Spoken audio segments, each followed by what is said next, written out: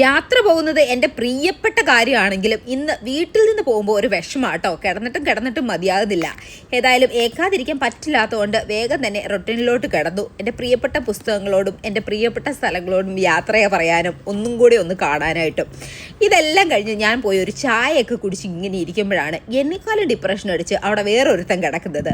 ഇടയ്ക്കിടയ്ക്ക് ചോദിക്കുന്നുണ്ട്, അമ്മ എപ്പോഴാണ് വരുന്നതെന്ന്. ഇത്രയും നാൾ മാറി നിന്നതിൻ്റെ ആയിരിക്കും. അവന് ഞാൻ എവിടെയെങ്കിലും പോകുമ്പോൾ ഭയങ്കര വിഷമാട്ടോ. ഇപ്പോഴും മുഖത്തൊരു ചിരി ഉണ്ടെങ്കിലും ഉള്ളിൽ പുള്ളിക്ക് വിഷമാണ്. അമ്മ സൂക്ഷിച്ചു പോകണം, അമ്മ ബോധമില്ലാതെ ഒന്നും ചെയ്യരുത്, കുറേ ഉപദേശങ്ങൾ അവൻ്റെ ഉണ്ടായിരുന്നു. എൻ്റെ ബാഗെല്ലാം അവൻ തന്നെയാണ് എടുത്ത് കാറിൽ വെച്ച് തന്നത്.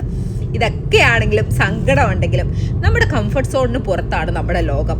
അങ്ങോട്ട് ഇറങ്ങിയാൽ മാത്രമാണ് ഇതെല്ലാം സാധിക്കുകയുള്ളൂ. ചിലപ്പോൾ ഈ യാത്ര ഇപ്പോൾ പോയില്ല, പിന്നെ ഒരിക്കലും പോകാൻ സാധിച്ചില്ലെങ്കിലോ. ഞാൻ ഏതായാലും എയർപോർട്ടിലെത്തി. ആകാശ എയറിലാണ് നമ്മൾ യാത്ര പോകുന്നത്. മുംബൈക്കാണ് ആദ്യത്തെ യാത്ര. അപ്പോൾ 100 Days 100 Stories നാളെ മുതൽ യൂട്യൂബിൽ കൃത്യം 11:11.